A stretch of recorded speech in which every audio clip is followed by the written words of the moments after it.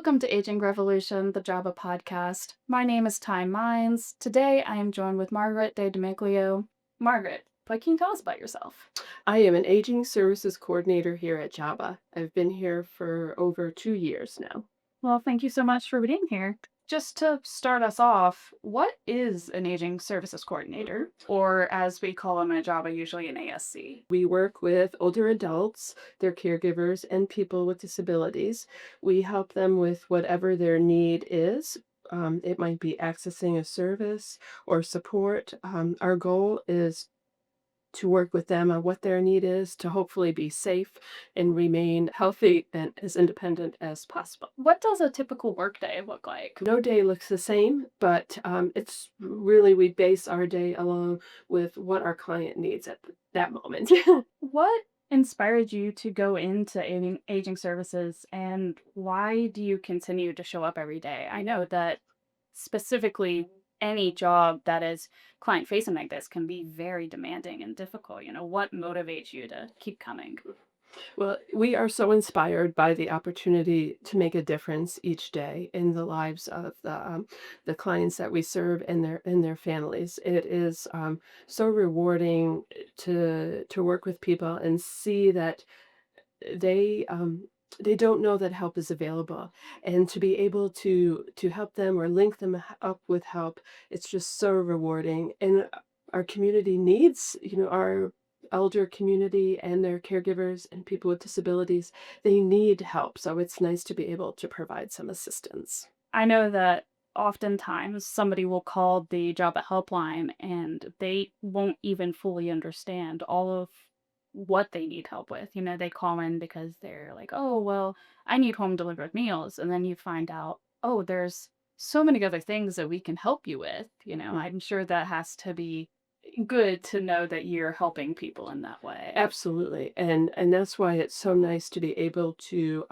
spend time. Java gives us the opportunity to do home visits and meet with clients and just spend time figuring out what their needs are, because we Java provides so many wonderful services, and there are many wonderful services available in our community. What would you say are some of the biggest challenges that are facing older adults today? And yeah, I know you've discussed this a little bit, but how do you, as an ASC, help to address those problems?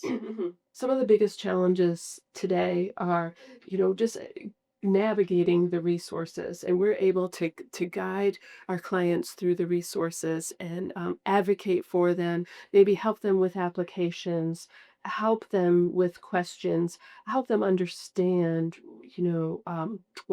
what we can do, and what's available out in the community. Sometimes asking for help is the hardest part for Hmm. some people. So Absolutely. that's definitely the first step is just to say, hey, I'm struggling right now and I need somebody to help me navigate this. And often I hear, I didn't know there was somebody, I didn't know you could help me with that. I can think of an adult who was living on a limited income and was feeling very isolated and didn't feel like she had a lot of supports. So I met with her, helped her apply for SNAP, helped her with that application, and then also helped her sign up for Jaunt, enroll at Jaunt, and she ended up coming to our JABA Community Center and still comes today. So she was able to get some assistance and then also is able to make some community connections and now feels very supported by the community. It feels like she has friends. And in turn, her family is happy because they've seen a change in her and are happy that she's no longer alone each day. She gets to the community center. Mhm. And that's a great story about how just one little thing can turn into helping somebody on a lot of different levels. Mhm, mhm. And she just didn't think that she would be eligible for jaunt or qualify for Yeah. assistance, or and she didn't know that the community center was available. We've talked about this on the podcast in a lot of different episodes, but one of the main things that we try to do at Java is help people age in place. Can you talk a little bit about what aging in place is? Sure, sure. Aging in place means remaining in one's own home or community safely and independently and comfortably. And as they get older, their needs might change, so they might need some supports to work with their changing needs. But there are benefits for people, that get to age in place because for one, they're more comfortable in those places. Mm. They tend to do better in places where they feel more comfortable. And it's also really great for mental health as you're older because no one wants to suddenly lose all of their independence and be put in a situation where they don't really have control over the situation. So, um, aging in place is a huge part of keeping up morale as you're aging as well. Absolutely. Yeah. What are some of the challenges that people tend to face when they want to age in place and they are trying to age in place, Mhm. but are maybe having a little bit of a hard time with that process? Absolutely. Yeah, some of the challenges include like safety risks, because of changes in health and mobility. They might not be able to navigate the home like they used to. They might need some supports, whether that be in the bathroom or for safety, for grab bars, or maybe they need a walker because there are some steps to a bedroom or to get outside. But and limited access to resources and services and isolation is also a challenge depending on where they live and who's around or who's there with them as well. And those challenges are tenfold when living in a rural area because you are so isolated from other people. Isolated, yes, and that can be a challenge for the client as well as the caregiver because of burnout. Yeah, Mhm. definitely. So, how does an ASC specifically help someone age in place? I know we've kind of gone into this a little bit already, but So we help people by, listening to them, doing an assessment, and figuring out what might be available to help them remain, in their home safely. Whether it be accessible devices or caregiver assistance, or nutritional assistance with meals. We work with them to figure out what the need is, and try to be a link or bridge to an available resource. and that's such a individualized thing, every person isn't going to have the same struggles, every person isn't going to need the same help and support. So, You're right, it is not a one size fits all. That's why it's great to keep communication open, to do home visits, to talk on the phone. That way because our services are very individualized. That way and we can and some people have very different goals, so we're able to help them meet those goals. yeah. And one of the things that I always think is quite impactful is the fact that once you've had like your meeting with your ASC and they've helped you in all the ways that you need help, that's not just like oh, well, it's over now, you're on your own. They're going to keep checking in and keep making sure, like, is everything okay? Has your needs changed? Do you need additional support now? Is the supports that we offered, are they no longer working because your situation has changed? Absolutely. And the follow-up is important and communication is important because like you said, needs change. And especially as people age, their needs change. And so they might need more assistance or different assistance going forward. But fortunately, we continue to provide follow-up. And then we also have our helpline where they can always call in as well. Yeah, we have many success stories of people aging in place. One person, she was living at home and with her husband, and he passed away. So she was no longer able to remain in her home. So we helped her apply for different apartment communities, and she moved to one, and now she's receiving meals. And she is now on jaunt because her husband needs to provide transportation, and she is able to use Jaunt to get to her doctor's appointments and get to her get to the store, but we were able to hook her up with meals and transportation and housing. So, A lot of stuff mhm, just mhm. with one Right, person. right, because her husband was her primary caregiver. Mhm. That tends to be something that we see often is somebody's partner will pass and where they've been fine to live independently before, it's a lot harder to live independently as a duo versus just one person, so Absolutely, absolutely, and because they were able to help each other, and then along with their grief, and grief is such a big part of it. It really affects the mental health, and that in turns affects the physical health. It's just a never ending cycle almost. What misconceptions do you think that people often have about aging or senior care? mhm. I think a common misconception is that it's not easy. It's not straightforward. It's not a one size fits all because everybody has different needs. And sometimes older adults might be dismissed or not listened to. So it's nice to provide advocacy for them and help them navigate resources and help them advocate for themselves. Ageism is a huge thing that we are constantly trying to combat. Like we did a whole episode on ageism, um, and try and be how to navigate that space and how to try and change your own opinions on aging because Mhm. I feel like even if we really don't want to, a lot of us do have maybe not so great feelings on getting older. Um, where we are taught in our society to really value youth as a Absolutely. Hmm. yeah, ageism's just a huge problem. Exactly. And I think the older adults, they need to be heard and respected and assistance is very individual. So it's Mhm. nice to be able to assist with that. Sometimes even just the littlest things are not so little for our clients and their families. For one is I have a client who lives with her daughter, and but her daughter works full time.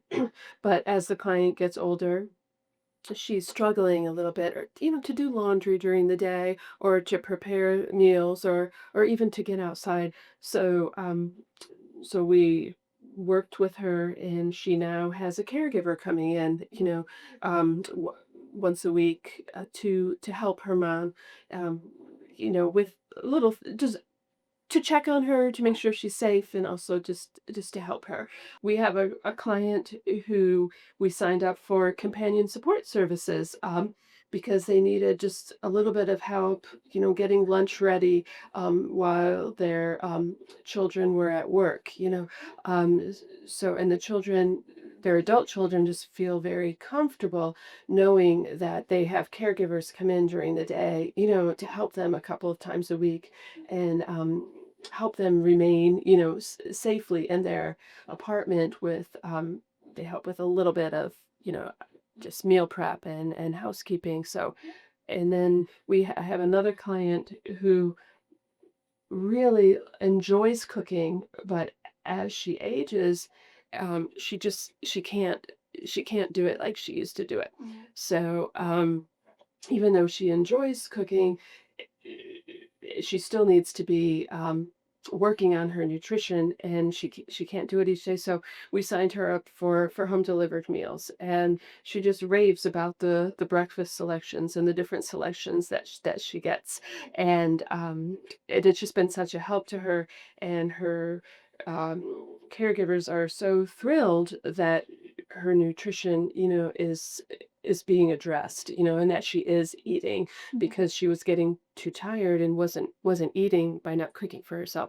Now with her meals, they're delivered for her, so she just has to warm them up. So And I mean, I know that we've gone into it a little bit, but ASCs do help the caregivers as well. They're oh, not just there for the aging person. So, absolutely, because the caregiver has needs as well, whether it be caregiver support or they have questions too, because they want to make sure that their loved one is getting the services that are necessary. Yeah. I obviously don't work on the helpline, but I do occasionally see the emails that come through from our website. And a lot of them are from caregivers who reach out and to say, I've been caring for my aging parent and I need extra support. I need someone to come by and help me take care of them, or I need to find some other solution because I can't do this all on my own. So, Mhm, mhm. yeah. Yes, we do that a lot. We meet with a lot of caregivers, who have concerns and just wanna know how to navigate the future with their aging parents. So we're able to tell them about, some caregiver support resources that are available, options, like, for transportation, options for socialization, like with our community centers, options for meals, nutrition. We're able to provide them with some information so that they can make some choices. And how does that collaboration process usually go? Like, I know it's probably not always a super easy thing to collaborate with families or caregivers as well as making sure you're meeting all the needs of an aging individual. So, Um, we, the ASCs, we do a thorough assessment, and we listen. We listen to what their need is, what their concern is, and through the assessment, we're able to maybe identify other needs.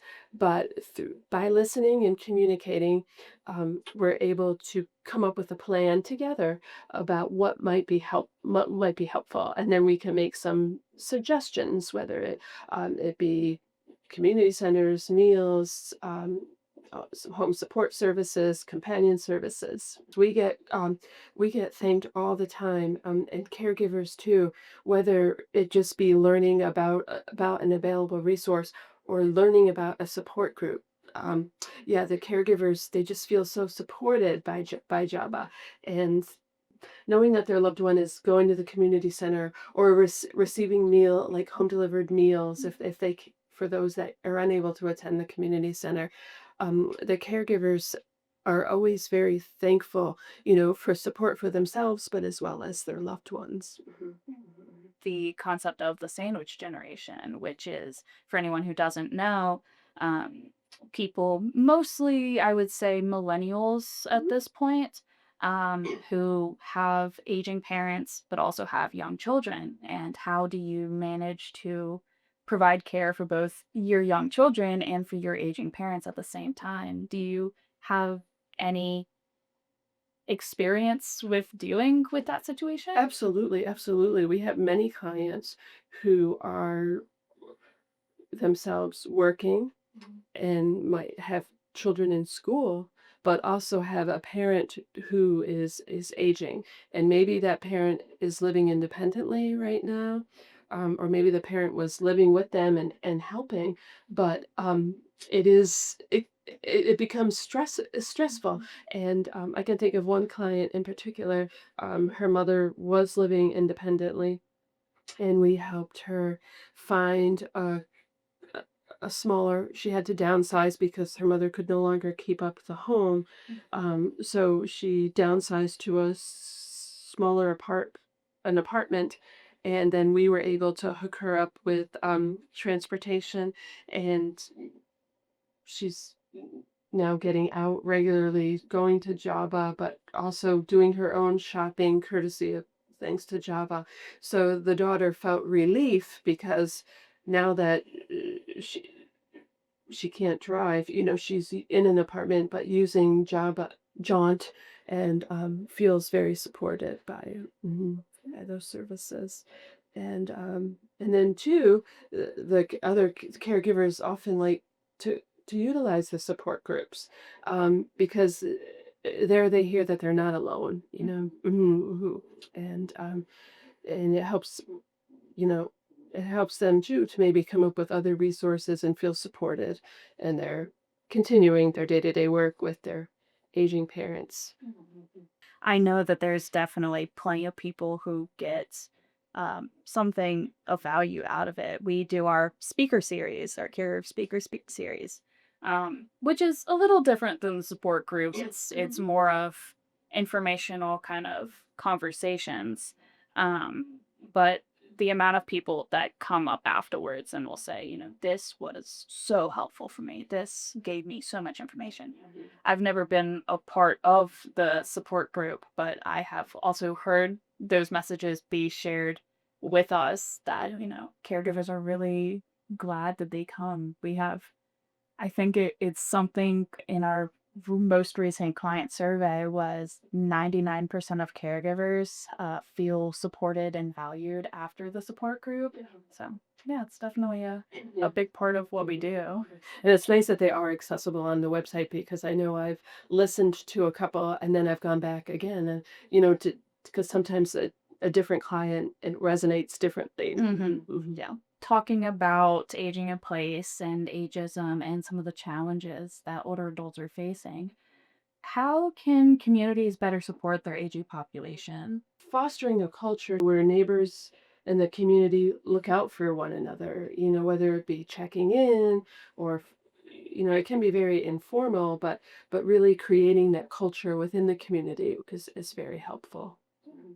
Inclusivity is Absolutely. incredibly important. Absolutely. And actually sitting down and having conversations like the ASCs are doing and just listening, what would be helpful? Talk to the older people in your community and figure out what help do they need, Mhm. having those conversations on how best can we support you. And it's not always what you think would be best is not always the answer. So Absolutely. Absolutely. Because and that's true because oftentimes when I meet with clients, I might have some information before I go to a home visit, but you know, after speaking with them further, it's becomes clear that there might be other needs, and they might have a different idea. well, thank you so much for being here, Margaret. I really appreciated you stopping by and talking to us about ASCs and what all great work you guys do at JABA. And thank you for this opportunity. My colleagues and I are very happy to share more information about ASCs and get the word out about the wonderful services we provide. If you are looking for additional support or you want to get in contact with an ASC, you can either call the JABA helpline at